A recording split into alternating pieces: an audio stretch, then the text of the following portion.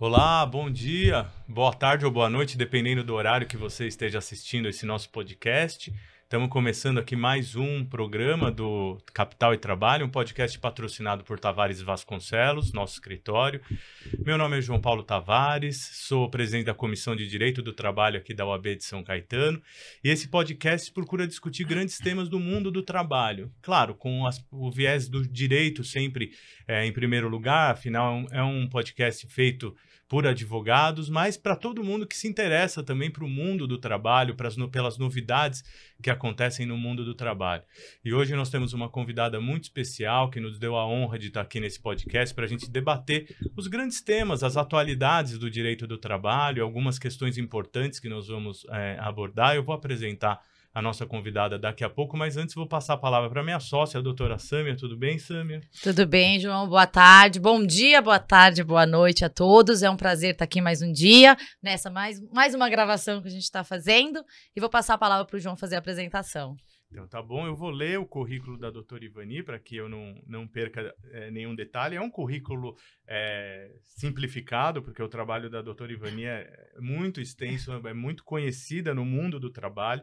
A doutora Ivani Contini Bramante é desembargadora federal do trabalho, é professora titular da graduação e pós-graduação da Faculdade de Direito de São Bernardo do Campo, da cadeira de Direito do Trabalho e Seguridade Social. Foi minha professora na pós-graduação que eu fiz lá na Direito São Bernardo. Ela também é professora convidada da Universidade de Coimbra, Instituto Ius Gentil, de Coimbra de Direitos Humanos. Ela é pós-graduanda da Universidade Federal do Rio Grande do Sul, com projeto aprovado sobre princípios humanistas da inteligência artificial. Mestre e doutora pela PUC, Pontifícia Universidade Católica.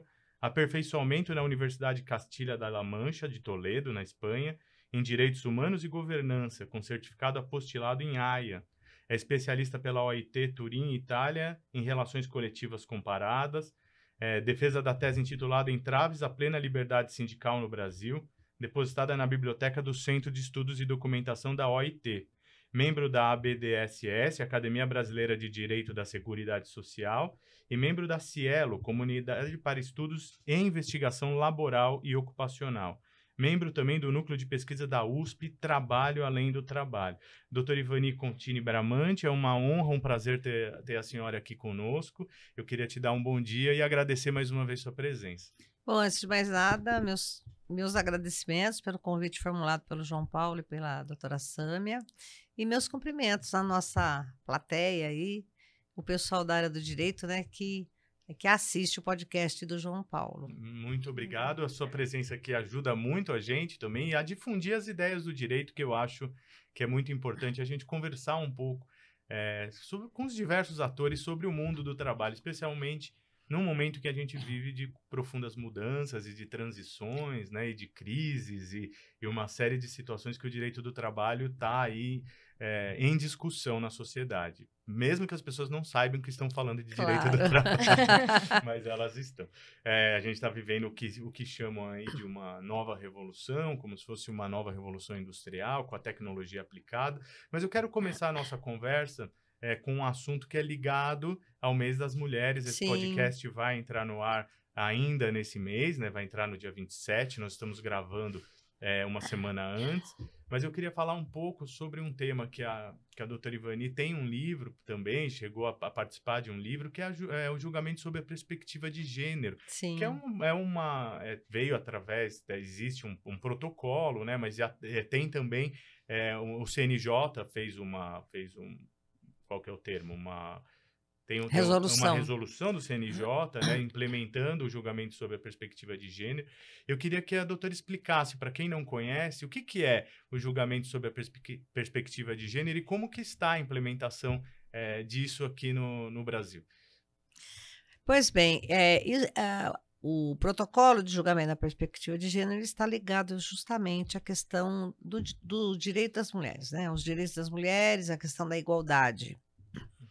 Nós temos convênios ou tratados ou convenções internacionais de direitos humanos que tratam dos direitos das mulheres.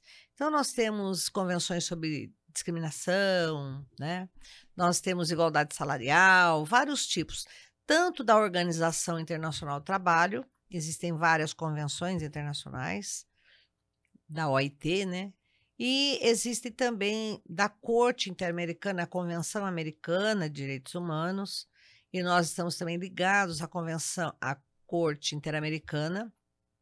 O Brasil pode ser denunciado perante a Corte Interamericana de Direitos Humanos, que trata de violência dos direitos das mulheres, e ainda os tratados internacionais em geral. E agora a ONU tem uma agenda, né, que é a Agenda 2030, que tem lá os objetivos de direitos sociais, e dentre os objetivos, nós temos o ODS, que nós chamamos, né, Objetivo de Direito Social. Tem a de número 5, a de número 8, uma que é trabalho decente e a outra que é a questão da discriminação. Tá. Então, há todo um propósito mundial, vamos dizer Sim. assim, de erradicar a discriminação em todas as áreas. Então, aí a gente fala de idoso, de deficiente, de criança, de negro, de raça, de religião e tudo. E a mulher, né? Sim. Como nós estamos no mês da mulher, nós vamos exortar a questão da mulher. E o Supremo Tribunal Federal, ele, de uns tempos para cá, ele vem tomando um alinhamento no sentido de que o Brasil deve cumprir esses tratados, essas convenções internacionais.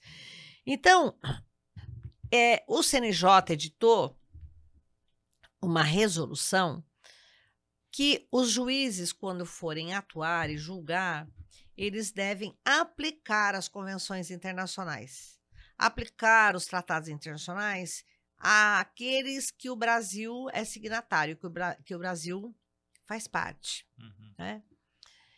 E para que o juiz aplique os tratados internacionais, ele tem que ter um olhar diferenciado para esses direitos humanos fundamentais, né? E, portanto, o que o CNJ faz é traçar regras para que o juiz observe quando for conduzir o processo, quando for conduzir uma audiência e quando for julgar algum processo que diga respeito a direitos humanos fundamentais, que diga respeito à não discriminação, né? E dentro dessa pauta há uma resolução, ela era uma mera recomendação, mas agora virou uma resolução, e quando vira resolução passa a ser obrigatório. Então, é obrigatório para o juiz, entendeu? Que ele siga essa... Que ele siga essa cartilha de passo a passo ou de condutas que o magistrado deve tomar na hora de conduzir um processo, na hora de uma audiência e na hora de julgar. E essa cartilha, a gente chama de cartilha, Sim. é denominado Protocolo de Julgamento na Perspectiva de Gênero, a resolução 492 do CNJ. Era uma resolução que agora passou a ser obrigatório para o juiz. Então, quando nós abrimos, e está no site do CNJ, você pode baixar a cartilha, ler inteirinha, né, para ver o que está escrito lá. E ainda o CNJ teve o cuidado de compartimentar nos ramos da justiça. Então, ele falou, olha, o juiz penal, né, ao julgar um caso de homicídio, de violência contra a mulher, feminicídio, stalking, né, que agora é o bullying, Sim. ele tem que conduzir o processo de tal e qual maneira, né, valorar mais, por exemplo, a palavra da vítima, né? Então tem lá as regras para a área penal, para a área trabalhista, para a área civilista, em todas as áreas do judiciário. Nós, na área do trabalhista, nós nos reunimos em várias juízas lá do tribunal aqui de São Paulo e falamos, olha, vamos escrever um livro sobre julgamento, né, o protocolo de julgamento na perspectiva de gênero, e só mulheres escrevendo, né?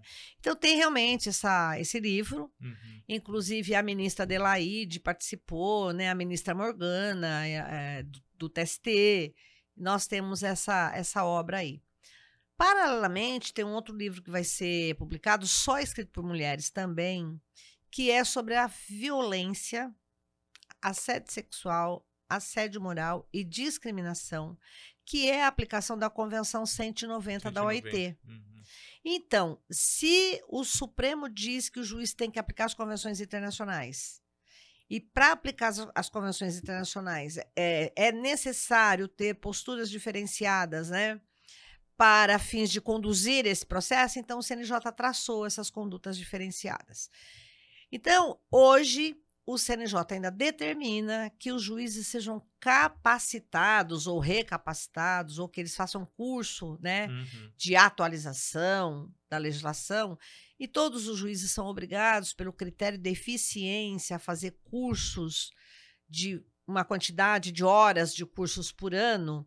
Dentre esses cursos está essa questão do protocolo de julgamento na perspectiva de gênero. E o que diz esse protocolo? Primeiro, quando o juiz tiver contato de um processo que diga respeito à violência, assédio moral, assédio sexual, discriminação, feminicídio e relações de trabalho que envolvam mulheres, desigualdade salarial, tudo que trata assédio moral, assédio no ambiente de trabalho, essas questões todas. Primeira coisa, ter um olhar diferenciado. Então, trata-se de um novo critério de olhar o processo, com outras lentes, com outro olhar. Né? Isso não significa, está até no protocolo, que necessariamente o magistrado vai julgar de acordo com a categoria minorizada, ou etc. Mas que ele vai ter que tentar identificar se tem nessas estruturas, se está aparecendo essa desigualdade. Mas na cartilha tem umas perguntas que o magistrado tem que se fazer para ele mesmo. Sim. Então, estou diante de uma discriminação de sexo, né? Essa discriminação de sexo, né, nessa empresa, ela é estrutural ou ela é cultural? Sim. Essa discriminação é só com esta pessoa? Ela é individual? Ou é generalizada? Ou ela é coletiva? Então, quando nós tomamos o contato com aquele caso, e à luz da cultura brasileira, do machismo estrutural, que ninguém pode negar que nós temos o machismo estrutural, que faz parte da cultura brasileira, nós estamos criticando, nós estamos identificando. Então, o primeiro passo do juiz é identificar. Se esta causa, ela deve ser carreada para a vala do protocolo de gênero. Sim. Não é isso? Só que tem um detalhe muito importante. O juiz não pode fazer tudo sozinho. Então, a advocacia também tem que, na petição inicial, pedir, provocar, excelência, atente-se que esse é um caso de aplicação do protocolo de julgamento da perspectiva de gênero, porque eu preciso já pedir a inversão do ônus da prova na petição inicial. E a questão das provas acabam sendo muito relevantes. Isso, porque a prova é o coração do processo e o modo de fazer essas provas mudam. E nós temos que estabelecer as regras do jogo com a parte contrária. Eu não posso surpreender a parte contrária ou na contestação, falar, eu quero inverter o ônus da prova no dia da audiência. Já tem que ter a regra previamente estabelecida para que haja contraditória e ampla defesa também com a empresa, não é isso? Com o empregador ou com a parte contrária. Então, é necessário, não é só a magistratura que tem que ter conhecimento, mas essencialmente a advocacia. E a gente percebe, desculpa, no dia a dia, doutora, da nossa advocacia, casos, assim, ao longo do tempo. Mesmo que eu. Eu tô pensando no atual, não sei se você tá pensando. Eu tô pensando numa sentença que a gente teve no final do ano passado, que foi terrível, né? ridícula. Que é machismo, escrito e... Mas você, na petição inicial, conduziu o processo no sentido eu vou contar e ainda na hora da instrução, conduziu o processo no sentido de alertar o juiz e trazer as provas para que ele tivesse esse panorama. É um caso de família, de violência doméstica, tá? Com o agressor já condenado no processo criminal. Penal. Então, entramos pedindo uma indenização, porque ela passou várias humilhações, inclusive na frente de vizinhos, foi expulsa de casa com trajes rasgados, ficou na rua no meio da chuva, ele não deixou ela entrar de volta em casa, teve que pedir ajuda de vizinho. Então, depois do trânsito em julgado do processo criminal, entramos, né, na esfera de indenização civil, né? E a sentença do juiz foi que se todo mundo que num divórcio viesse pedir indenização judiciária, o judiciário ficaria muito lotado. Então, que briga de homem e mulher. Briga de marido e mulher. Não, mas quando tem a violência... Exatamente. Não, tanto é que essa sentença bateu no tribunal, foi anulada em 15 dias. Mas a gente Mas vê a gente ainda, viu, né? A gente vê viu essa ainda, sentença. É um segredo de justiça, a gente não pôde publicar. Claro. Mas foi uma situação, assim, bem... que a gente constrange, ficou... né? Que até a eu pensei que gente você ia lendo- contar desse caso. Não, Até não. hoje a gente fica agoniado com esse caso. Fica. O que eu ia falar é que, às vezes, essa perspectiva de gênero, ela nem é tão evidente, ela é indireta. A gente tem que... Como faz parte da cultura, nós faz não parte, percebemos, Não porque percebemos. nos aceitamos aquilo com naturalidade, então passa a ser normal. Então, nos processos trabalhistas, os que têm, principalmente os que envolvem a questão de saúde ocupacional e essa Sim. situação, a gente vê.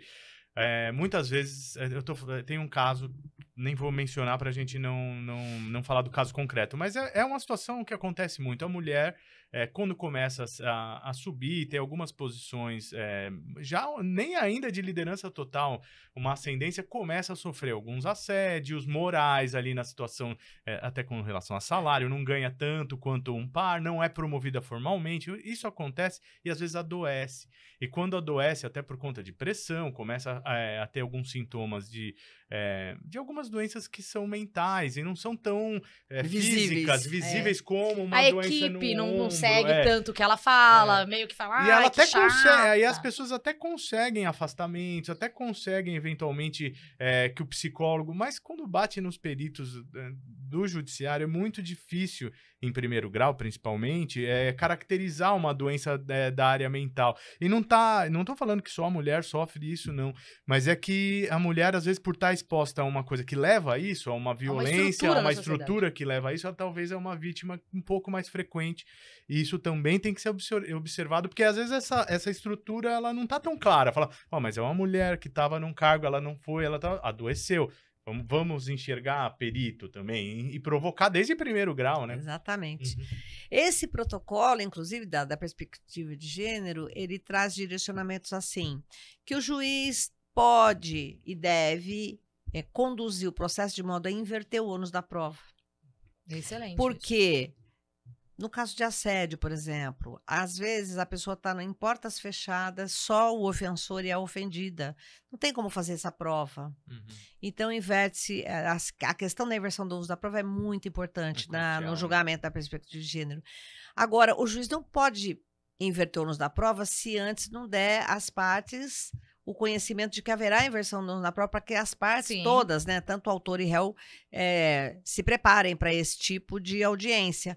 E também o advogado que está entrando com a ação tem que pedir essa inversão do ônus da prova. Então, o protocolo, eu acho que até ele deveria ter um nome mais abrangente, né? O protocolo não é só de julgamento na perspectiva de gênero, mas de instrução e julgamento, né?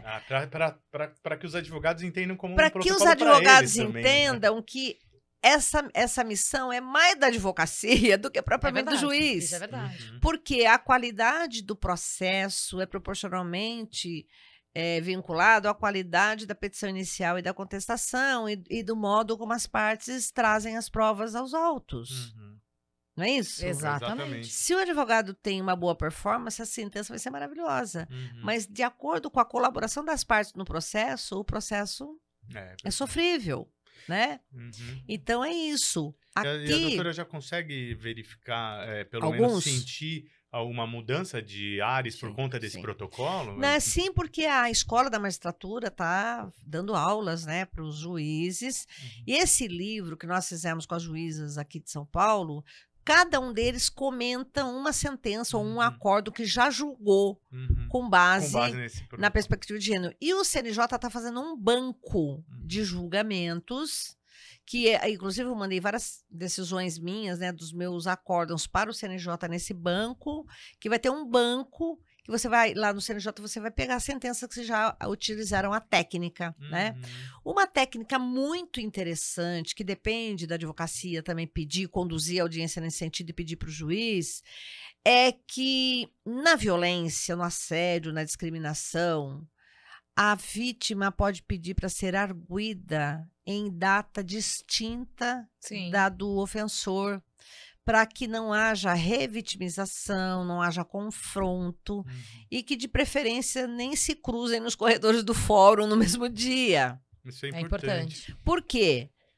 Imagina uma pessoa que passou por uma situação de assédio, Vamos colocar assédio moral. Tá. Aí, quando ela vai para o escritório do advogado, ela tem que contar tudo. Tudo. Já... Aí ela revivencia.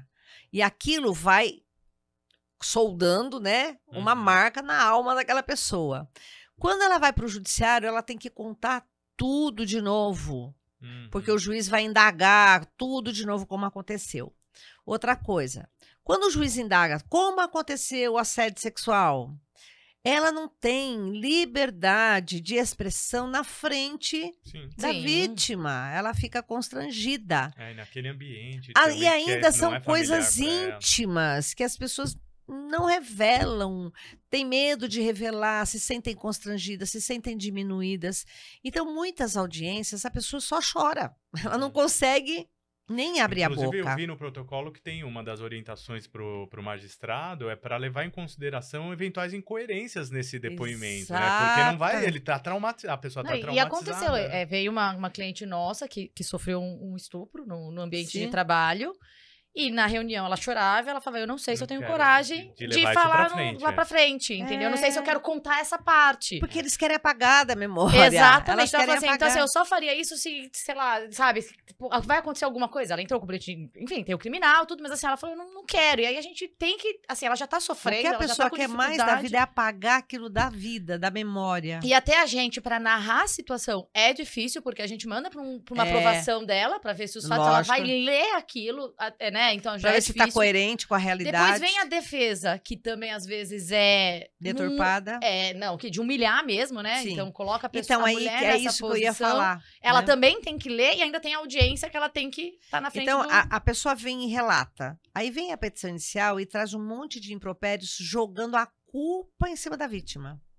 Então, quando a gente fala de evitar a revitimização e evitar a inversão da culpa. Sim. Ou, né?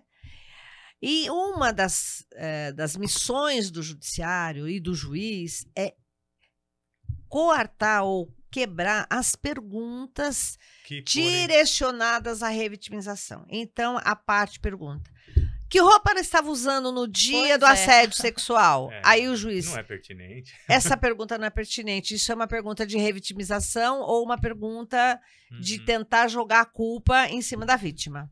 Sim. Então, o juiz tem que filtrar essas perguntas. Doutor, que pergunta é essa?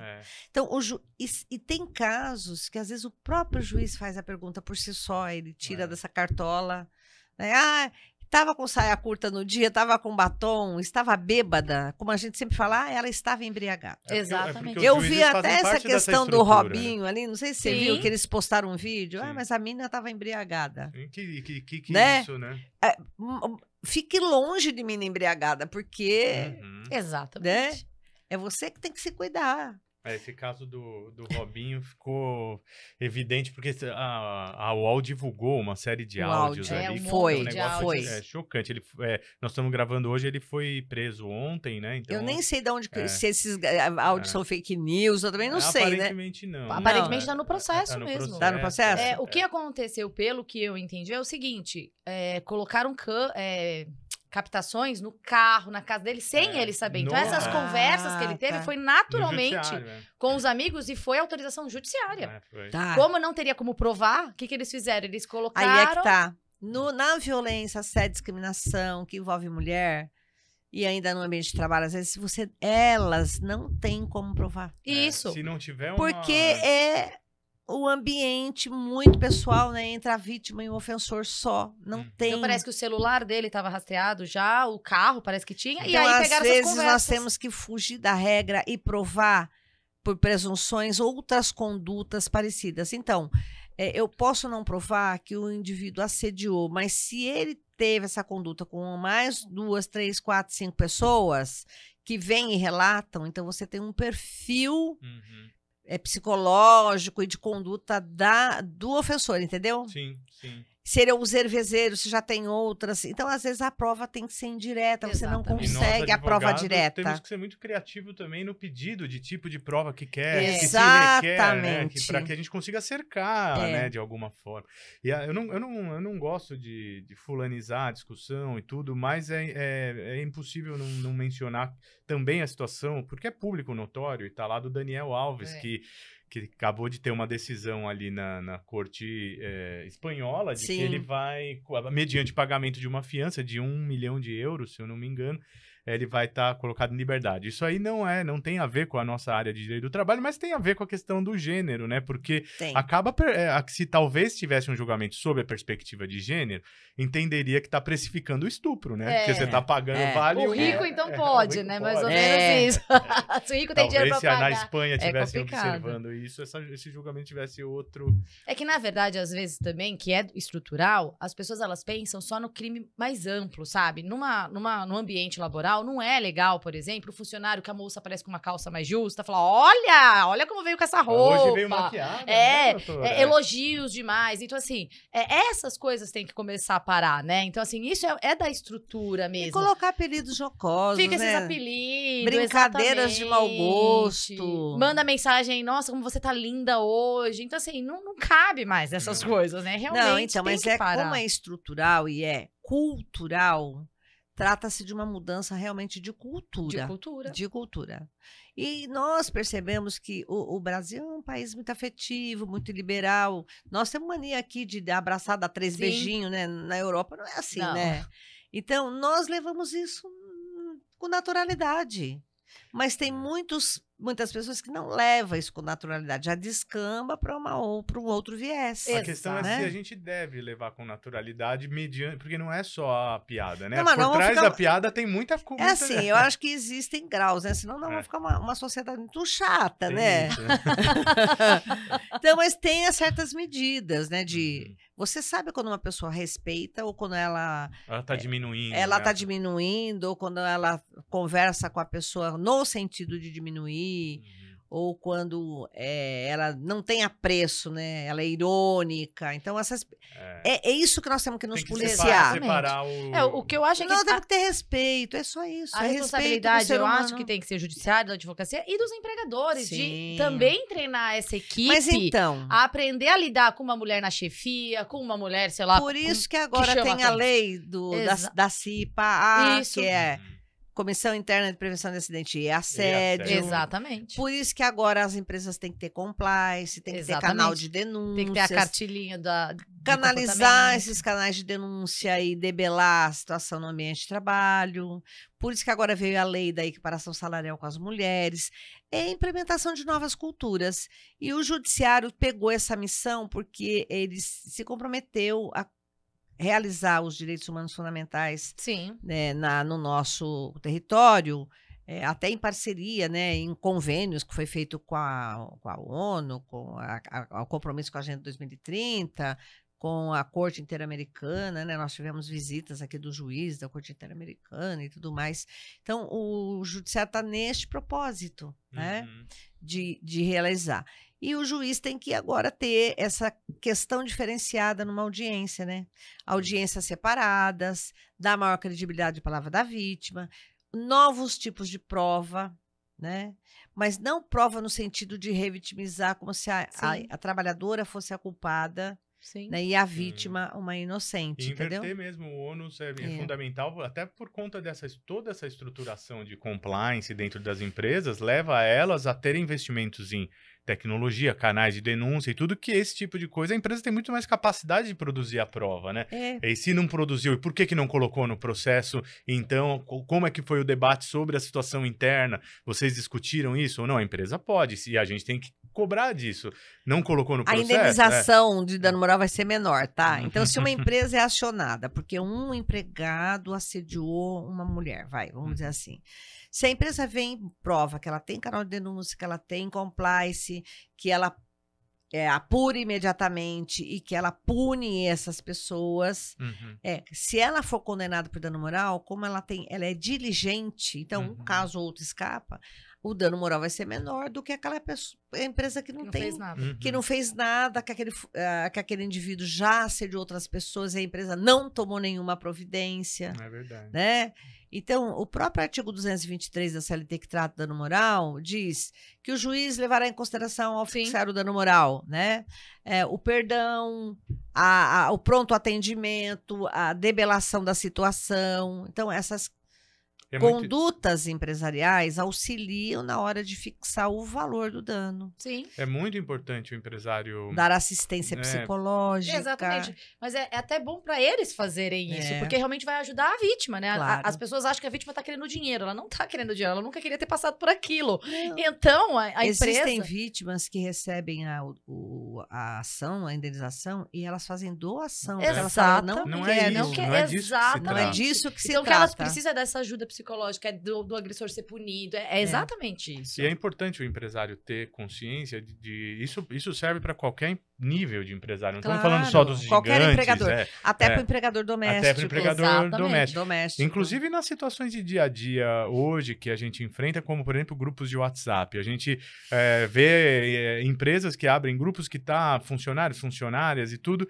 Se ali acontecer uma situação de assédio ou uma situação de discriminação, seja, a gente está falando especificamente da mulher, mas pode ser racial, pode ser de gênero, pode ser de orientação sexual, não importa. Qualquer coisa. É importante que ele esteja atento ao que está acontecendo nos canais que a empresa está disponibilizando, porque ele vai responder, né? Então ele precisa estar atento, mediar, para que não aconteça esse tipo de coisa dentro do... Que hoje o ambiente empresarial, ele expandiu, né? Não é só ali, ele está no WhatsApp, ele está na confraternização, ele está nesse dia a dia. Então, é um recado importante para os clientes, para os empresários.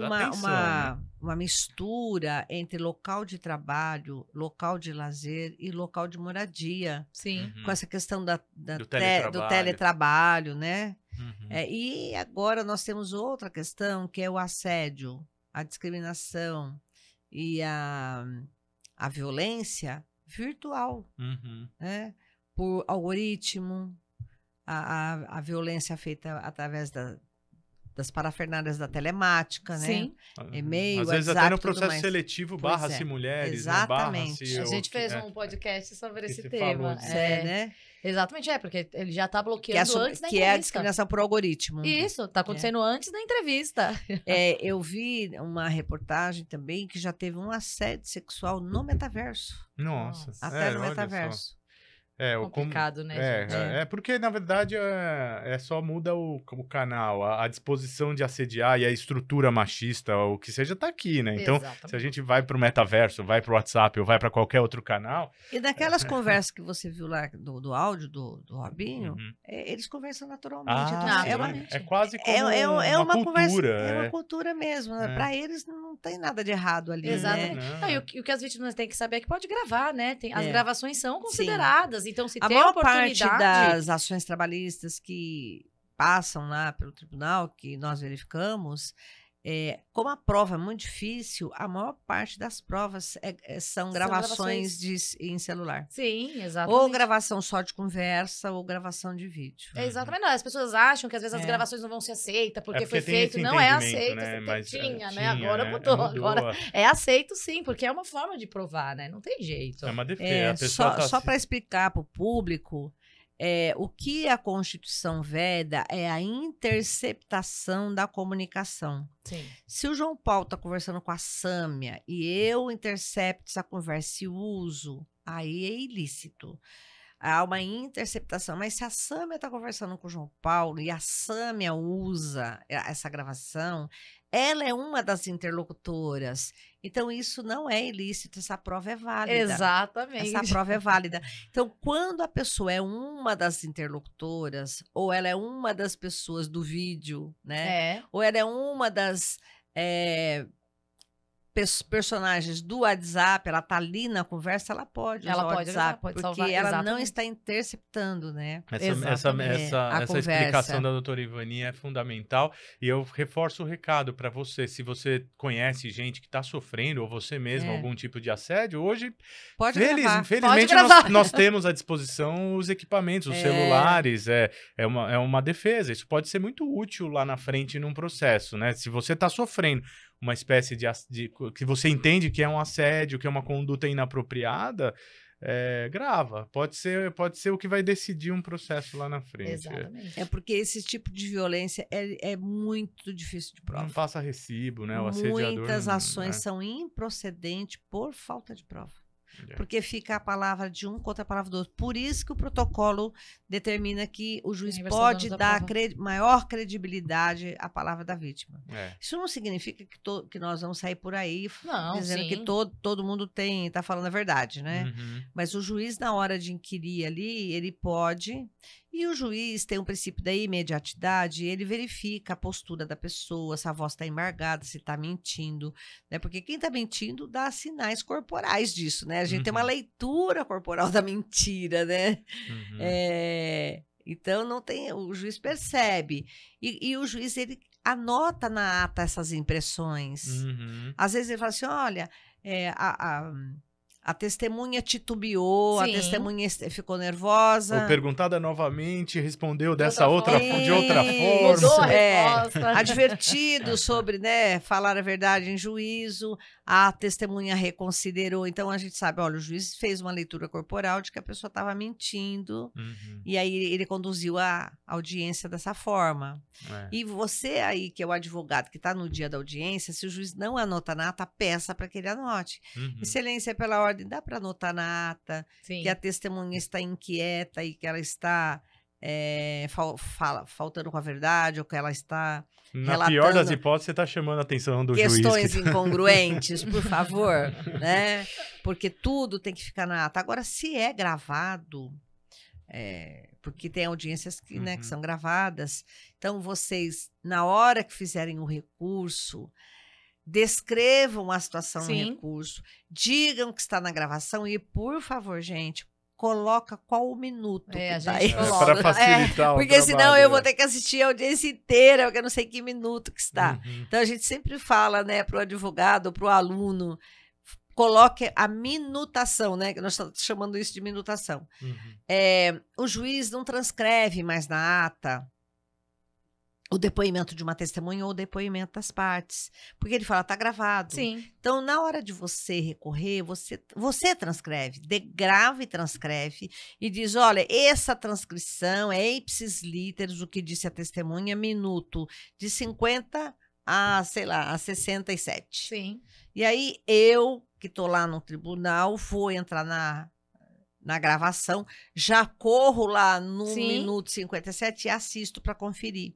Fica muito mais facilitado. Até o documental, né? A gente tá fazendo um recorte do documento e já colando na peça mesmo. Isso. Porque aquele PJE fica aquele bando de documento, quando você facilita, a pessoa já vai lendo e falando, conforme documento tal, e já coloca o recorte do documento, já tá lá, né? Printa, né? O trecho a gente do printa documento. O trecho, exatamente, aí, conversa de WhatsApp, facilita muito. Se refere ao qual ID, né? Que está o documento.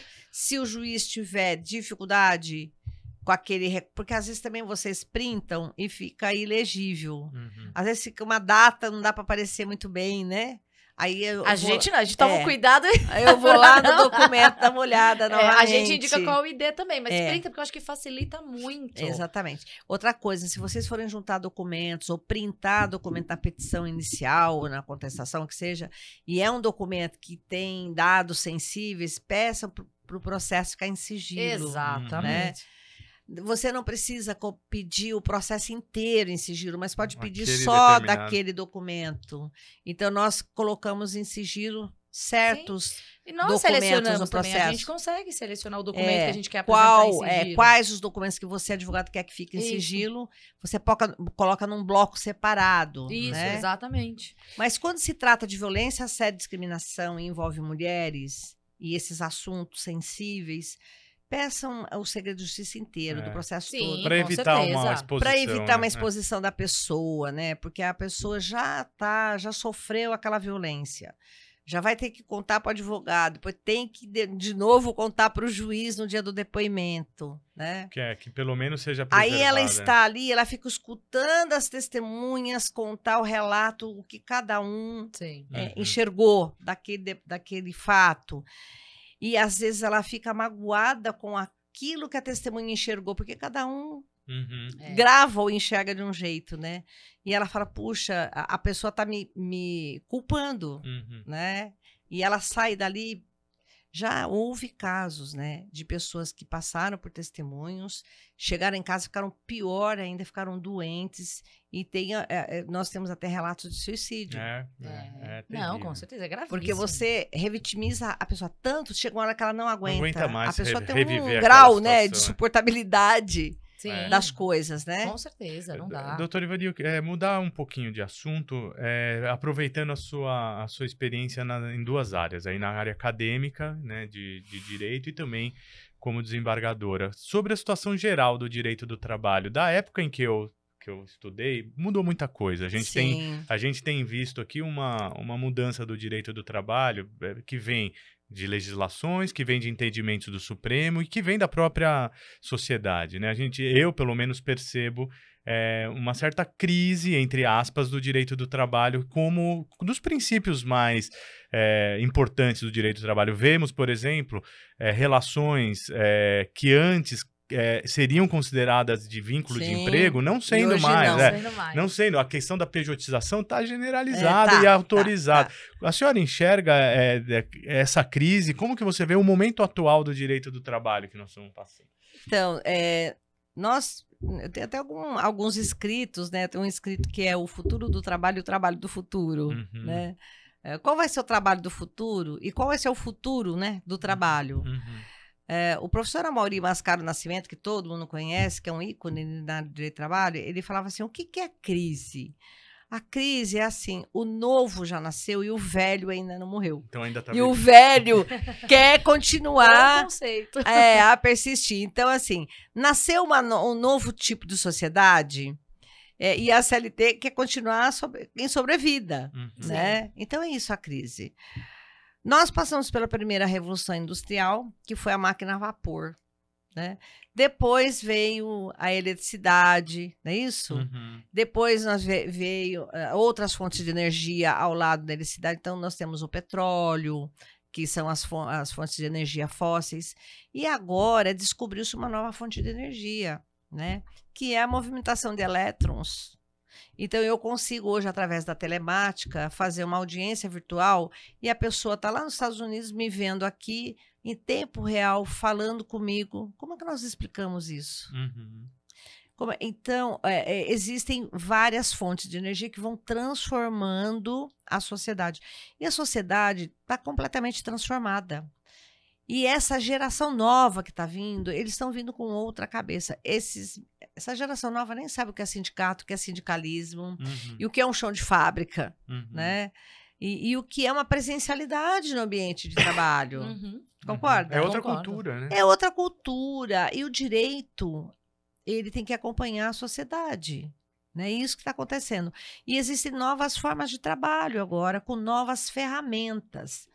E eu sempre falo, Paulo, nós temos agora uma característica básica que ninguém percebeu, que o instrumento de trabalho hoje também é instrumento de controle. Né? Então, eu estou no computador trabalhando, mas pelo computador, o empregador está me controlando. Sim. Ele controla se eu estou atrás do teclado, se sou eu mesmo. Ele tem como tomar minhas impressões digitais quando eu estou teclando, né? Ele tem como fazer, eu faço login e logoff quando eu entro no computador, então eu marco que horas que eu entro e que horas que eu saio. E o empregador tem como entrar no meu computador, porque eu estou online, bidirecional, entrar no meu computador e reproduzir todas as tarefas que eu empreendi. Ele consegue saber os sites que eu visitei, quantos toques no teclado eu dei, e se eu perder todo o meu trabalho, ele consegue reconstruir todo o meu trabalho. Então, é um controle total. E essa questão da plataforma, ela tem outras formas de trabalho que nós ficamos em dúvida, fica numa zona cinzenta. É prestação de serviço, se é relação de trabalho, se é relação de consumo. Né? Por exemplo, eu acabei de receber um convite para participar de um congresso nacional, né, sobre direito condominial. E o que eles querem discutir? Hoje, os condomínios não têm mais porteiro, eles têm A portaria virtual. A portaria eletrônica virtual. Então, o condomínio contrata uma empresa que tem uma plataforma que fica vigiando Por câmera. por câmeras. E lá, aquela empresa B, ela presta serviço para 30 condomínios. Sim. E ela tem lá o plantel dela de empregados que fica lá no visorzinho, mas ele está, ao mesmo tempo, na portaria do condomínio A, B e C. A, B e C. E aí, isso é terceirização, isso é prestação de serviço. E essa pessoa que trabalha lá na portaria virtual está pedindo vínculo com o condomínio. Não tem vínculo. Uhum. Eles prestam serviço ali e vigiam 10, 15, 20 condomínio. Como é que eu vou dar vínculo com um só? Sim. Uhum. Né? Se teve um trabalho concomitante. E agora a gente tá a discussão da Uber, né? Das plataformas. Sim. Uber, até tá em Cabify. discussão, né? O projeto que vai para o Congresso. E saiu esse projeto novo de lei dizendo que eles são autônomos e tal. Mas como dizer que isso tem um vínculo se há casos que o trabalhador trabalha o dia inteiro numa fábrica e à noite ele faz um bico de Uber? Ou quando ele está indo trabalhar, ele já leva como Uber, ele já leva pessoas no carro dele. Ele não quer vínculo, ele já tem um emprego. Uhum. Como é que nós vamos separar o joio do trigo? Sim. Né? Poderia até falar, olha, esse trabalhador, ele é intermitente, porque ele só trabalha quando Tem demanda. tem demanda, ou trabalho por demanda. Poderia classificar. Eu fui num congresso também lá no Palácio do Trabalhador, que nós discutimos essa questão do vínculo de emprego de plataforma. Estava lá, inclusive, a CEO da iFood, né? E nós estávamos discutindo, é mais apropriado considerar esse trabalhador como um avulso, que oferece o serviço quando tem, e o avulso, ele trabalha quando quer, e quando ele não quer, ele não trabalha, né? Sim. Mas a lei optou lá, o legislativo, né? Então, eles estão optando a dizer que o fulano é autônomo. Com algumas proteções Com previdenciárias. algumas. Né? A proteção previdenciária de um autônomo. De autônomo. Porque é difícil vincular, por exemplo, como vínculo de emprego, alguém que se apresenta para trabalhar a hora que quer, né? E para de trabalhar a hora que quer. Tem alguns que falam, hoje eu tô doente, eu vou dormir. Ou hoje eu vou virar à noite porque eu quero ganhar mais um pouquinho. Então tem tudo isso. É difícil. É complexo, né? Porque o próprio aplicativo ele tem algumas ferramentas para incentivar. E aí, o caso a caso, às vezes, alguns vão parecer mais empregado que outros. Né? Alguns vão ser mais avulsos. Aí tem até um livro, né? De uma moça que é da PUC de Campinas. E o nome dela é Viviane, ela fala da gamificação do trabalho, que é uma espécie de jogo, né? Eles vão colocando recompensas, né? Vão colocando recompensa. Se você não trabalha, também fica um tempo sem mandar Eles chamam de passagem. carrots and sticks. É cenourinha de recompensa ou a porrada se você não faz, descredencia. Dá uma canseira para conseguir mais corrida. Agora, por exemplo, é possível esse mesmo trabalhador, ele mesmo criar um aplicativo e começar a pegar a clientela dele. Né? Ele pode. Então, é muito. Ainda nós estamos numa zona cinzenta. De outro lado, existe a teoria da subordinação estrutural, que diz assim: olha, a Uber não tem um carro, né? E ela presta serviços de transporte. E ela não é proprietária de nenhum carro. Mas ela detém as novas tecnologias. Então, há quem diga que quem detém as novas tecnologias e que explora o trabalho humano é que deve pagar, vamos dizer assim, os direitos trabalhistas, né? E uma outra coisa moderna, que é da transformação, é que há uma plusvalia em cima das novas tecnologias. Antigamente, o empresário fabricava 100 carros com 100 homens. Aí ele vendia o carro, com o dinheiro desse carro, pagava o salário desses 100 homens. Hoje ele coloca uma máquina, ele dispensa esses 100 homens, coloca uma máquina que vai produzir 100 mil carros. Esses 100 mil carros vai dar muito ganho, né, de capital para o empresário, e isso não reverte para a sociedade. E nós continuamos taxando a folha de salário. E quando nós temos que taxar a nova tecnologia. Nós temos que taxar a plusvalia da nova tecnologia. Quem domina as novas tecnologias está com muito dinheiro. E está concentrando renda. E está concentrando renda. Então, aí não há taxação das novas tecnologias. Muito pelo contrário. O que nós verificamos são isenções de tributos para as startups, isenções de tributos para os insumos de novas tecnologias. Talvez essa lógica não esteja correta. Exatamente. Existe até no Supremo Tribunal Federal uma ação que está discutindo tributação, isenção de tributação dos insumos de nova tecnologia, que se o Supremo der aquela decisão, vai dar um rombo nos cofres públicos, né, de tributo que não vai entrar. E aí nós não estamos sabendo compatibilizar a plusvalia das novas tecnologias e a reversão disso para a sociedade. É aqui que está a chave do princípio da proporcionalidade e da razoabilidade. Perfeito. Entendeu? É como eu enxergo. Essa sua colocação me faz refletir enquanto que o que se precisa, talvez, é uma coisa um pouco mais abrangente de como sociedade refletir. Assim, e aí precisa de filósofos, de pensadores. Que sociedade queremos para o futuro? Para que essa tecnologia vai servir o humano em que medida? Né? E como que nós vamos fazer para equacionar isso e fazer com que sirva à humanidade? Macro, né? Não é micro. Não é micro. Não é se é vínculo ou não é vínculo. Está muito além disso. Não, né? muito além. Sabe por quê? Você me disse, o direito do trabalho está em franca transformação. Não é o direito do trabalho, mundo, né? É a sociedade, é o mundo. Sim.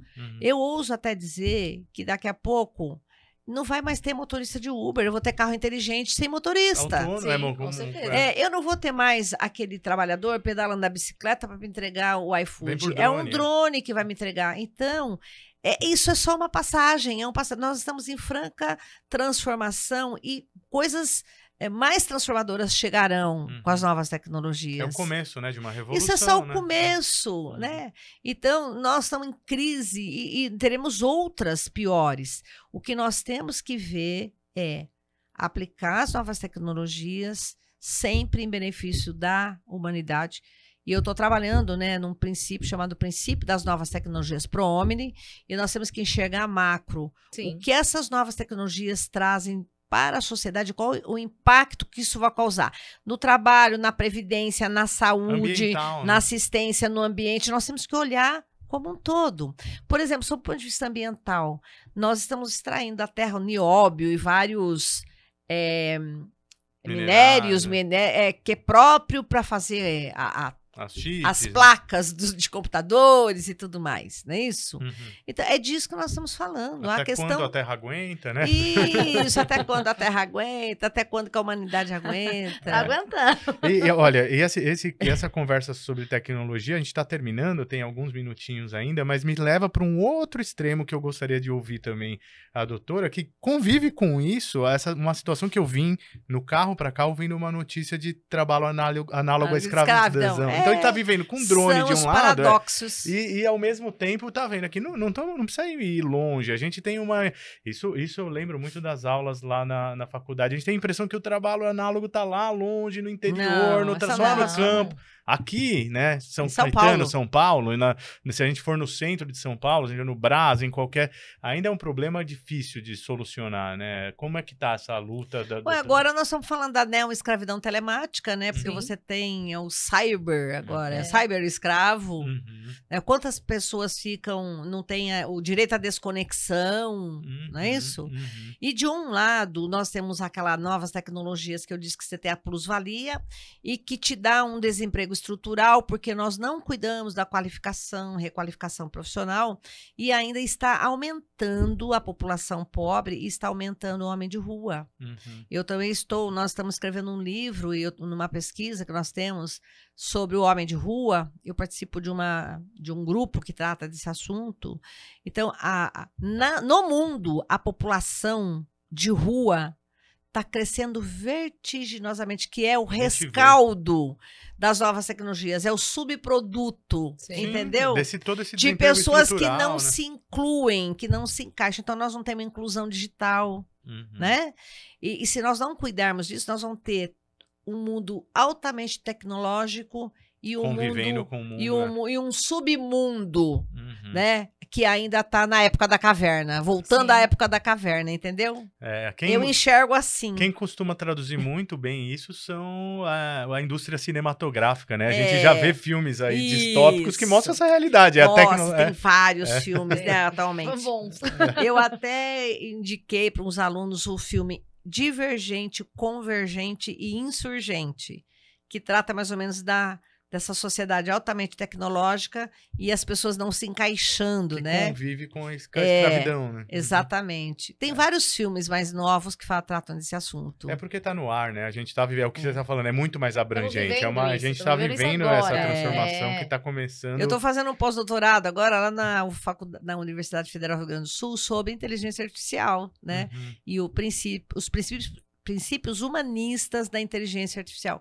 Então, nós vamos ter que achar uma equação de ponderação, de proporcionalidade e razoabilidade nessa questão da introdução das novas tecnologias e a plusvalia das novas tecnologias reverter em prol da sociedade. Talvez na recapacitação desse pessoal, não inserindo eles no ambiente. Não é só recapacitação, é na questão também da saúde, né? Você tem hoje, por exemplo, alguém que tem acesso a um tratamento de saúde, você passa num arco que faz um scanner em você, que a gente chama de PET scan, e em 10 minutos você tem todas as doenças. É um mapa genético e tudo.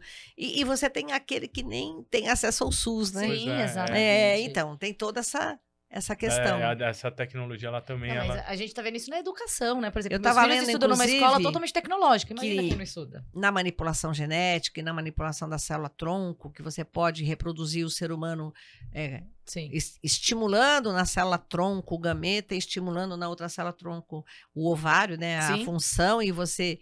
e que, por conta disso, é possível fazer uma nova manipulação genética de modo que o homem possa viver até 500 anos. Tá pra nascer aí. Não, já nasceu a pessoa que vai viver 200 anos. Já nasceu? Já nasceu. Já está no mundo a pessoa que vai viver 200 anos. Isso. Já está no mundo. Então, o que está em risco é a própria humanidade. Humanidade no sentido do perecimento da humanidade e humanidade no sentido de humanismo. Perfeito, concordo 100%. Né? Nos dois sentidos. Doutora Ivani, estamos estourando o tempo. Quase uma aula de pós aqui. Foi maravilhoso. A gente poderia ficar muito mais tempo, porque são temas apaixonantes, porque nós estamos falando da gente, da vida, do futuro, né? Como o direito é bonito, como o direito é abrangente, porque é isso, né? Ele tá tratando do que... para depois ele regular toda essa bagunça que vem aqui, como é que... Só que a gente tem que continuar. O avião tá voando, a gente tem que continuar consertando a roda, fazendo a coisa no dia a dia. Não dá para esperar tudo se acomodar para fazer. Então, eu queria agradecer... Tem que trocar o pneu com o carro andando. O carro andando, não tem jeito. As sentenças continuam saindo, né? Exatamente. Os recursos, nós vamos se acostumando, né? De repente, a audiência online vai ter tudo, vai se adaptando. Então, eu queria agradecer mais uma vez a sua presença, brilhante aqui no nosso programa. Passar a palavra, se quiser complementar, alguma consideração final. Só agradecer o convite e estimar sucesso para o seu programa e o podcast Capital e Trabalho. Muito obrigada. Eu vi esse nome, eu lembro que uma vez eu ia criar um podcast lá na ESA São Paulo e eles me sugere um nome, o podcast, e eu falei Capital e Trabalho. Olá, então eu vi aqui Capital e Trabalho, eu falei, gente, isso daqui era o nome do podcast que nós íamos criar lá e que eu sugeri. Então, sucesso para o seu podcast Capital e Trabalho, e fico à disposição aqui para novas oportunidades, para bate-papo. Muito bem. A Sâmia queria complementar. Queria agradecer, adorei a conversa. Obrigada, é um Sâmia. assunto que eu gosto muito, mulher, tecnologia, tudo. É tudo. Então, eu agradeço muito e espero sim que você volte mais vezes. E só para finalizar, cumprimentar todas as mulheres do mundo, né? Verdade. Que eu acho até que essa discussão de igualdade nem faz tanto sentido às vezes, porque metade do mundo são mulheres e metade são filhos dessas mulheres, né? Então a mulher e tudo, aqui nós estamos em maioria, né? Aqui só tá o João. E na minha concepção, a mulher sempre é superior, né? O dia que ela quiser se igualar ao homem, ela tá se subjugando. Brincadeira, gente. Verdade, eu gosto muito dos homens.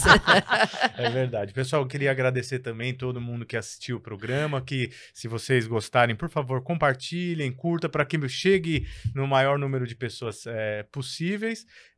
Mais uma vez, obrigado ao doutor Ivani e uma boa tarde, um bom dia a todo mundo que está assistindo o podcast. Obrigado.